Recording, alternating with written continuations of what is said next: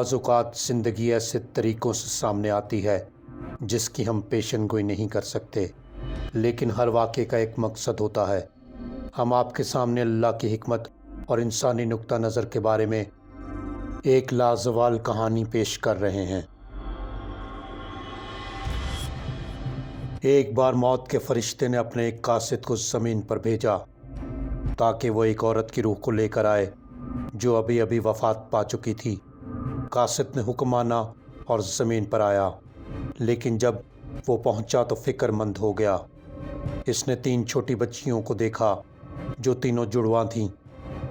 ایک اپنی مرنے والی ماں کے سینے سے لپٹی ہوئی تھی، دوسری زور زور سے رو رہی تھی اور تیسری اتنا رو چکی تھی کہ نیند میں چلی گئی تھی، اور اس کے آنسو اس کے چہرے پر خشک ہو گئے تھے۔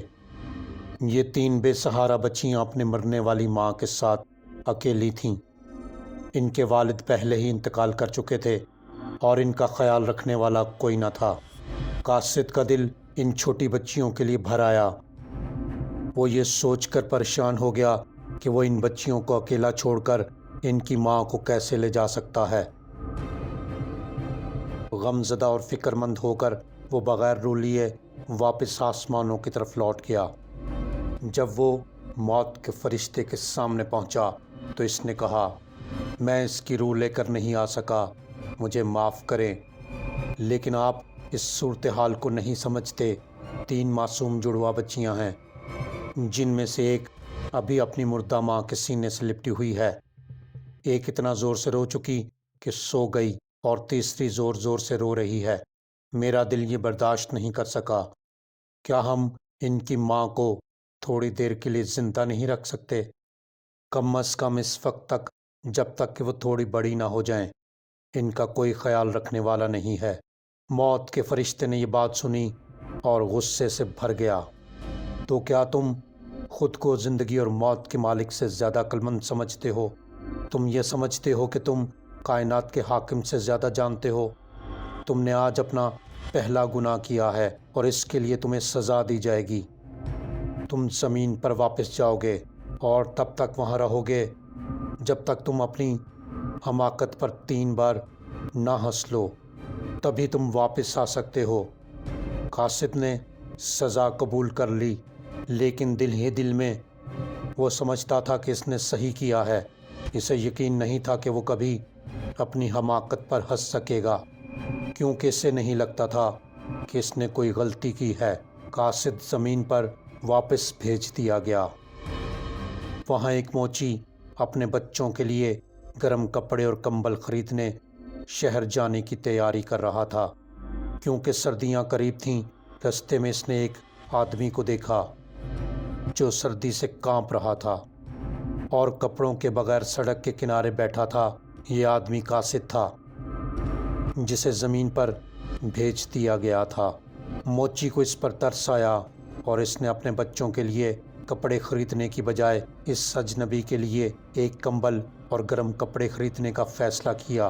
قاصد کے پاس نہ کھانے کے لیے کچھ تھا اور نہ رہنے کے لیے جگہ، اس لیے موچی نے اسے اپنے گھر آنے کی دعوت دی۔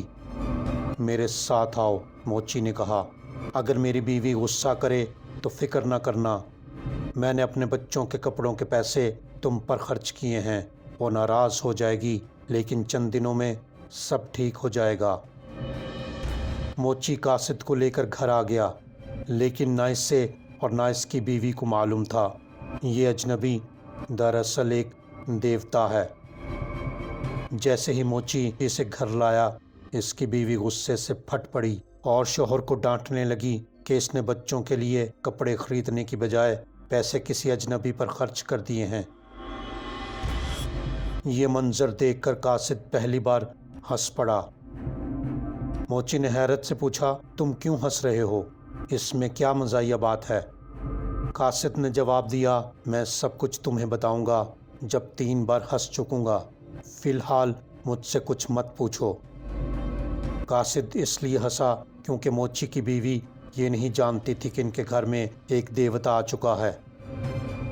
چند ہی دنوں میں ان کی زندگی برکتوں سے بھر جائے گی، لیکن وہ صرف یہ دیکھ رہی تھی کہ ان کے بچوں کے کپڑوں کے پیسے خرچ ہو گئے ہیں۔ قاصد کو احساس ہوا کہ انسان بھی صرف موجودہ صورتحال کو ہی دیکھتا ہے، بڑے منظر کو نہیں۔ یہ اس کا پہلا لمحہ تھا جب اس نے اپنی حماقت کو سمجھا۔ وقت کے ساتھ قاصد نے موچی کا پیشہ سیکھا، اور چونکہ وہ انسان نہیں تھا اس لیے جلدی ہی ماہر ہو گیا۔ اس کے بنائے ہوئے جوتے بہت خوبصورت تھے اور جلدی ہی مشہور ہو گئے۔ چند مہینوں میں موچی امیر ہو گیا اور اس کی دکان غیر معمولی جوتوں کے لیے مشہور ہو گئی۔ ایک دن بادشاہ کے محل سے ایک خادم موچی کے پاس آیا اور ایک نایاب چمڑے کا ٹکڑا دیتے ہوئے کہا، یہ چمڑا قیمتی ہے، بادشاہ کے لیے جوتے بناؤ، لیکن خیال رکھنا صرف جوتے بنانا، سینڈل نہیں۔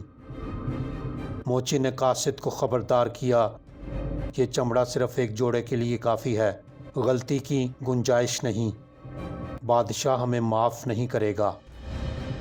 لیکن کسی وجہ سے قاصد نے سینڈل بنا دیے۔ موچی یہ دیکھ کر غصے میں آ گیا، میں نے کہا تھا سینڈل نہیں، پھر تم نے سینڈل کیوں بنائے؟ یہ سن کر قاصد دوسری بار ہنسا۔ اسی وقت بادشاہ کے خادم واپس آئے اور کہا، جوتے مت بناؤ، سینڈل بناؤ، بادشاہ بھی وفات پا چکا ہے۔ موچی حیران رہ گیا اور قاصد سے معافی مانگی۔ قاصد مسکرایا اور کہا، کوئی بات نہیں، میں نے کچھ غلط نہیں کیا، میں صرف اپنی سزا پوری کر رہا ہوں۔ قاصد اس لیے دوسری بار ہنسا کیونکہ اسے سمجھ آ گئی کہ کوئی مستقبل کی پیشن گوئی نہیں کر سکتا۔ انسان خواہشات اور منصوبے بناتا ہے، لیکن زندگی اکثر اپنے انداز میں آگے بڑھتی ہے۔ چند دنوں بعد 3 نوجوان خواتین موچی کی دکان پر آئیں۔ وہ اپنی شادیوں کے لیے جوتے آرڈر کرنے آئی تھیں اور ان کے ساتھ ایک امیر عورت تھی۔ قاصد نے ان نوجوان خواتین کو فوراً پہچان لیا۔ یہ وہی جڑواں بچیاں تھیں جنہیں اس نے ان کی مردہ ماں کے ساتھ چھوڑا تھا۔ قاصد نے اس عورت سے پوچھا، ان کے ساتھ کیا ہوا؟ عورت نے بتایا کہ یہ لڑکیاں میری حقیقی بیٹیاں نہیں ہیں، میں نے انہیں بچپن میں پالا تھا، ان کی ماں ان کو دودھ پلاتے ہوئے انتقال کر گئی تھیں اور ان کا کوئی خیال رکھنے والا نہیں تھا، میرے اپنے بچے نہیں تھے، اس لیے میں نے انہیں اپنی بیٹیاں بنا لیا اور انہیں پالا۔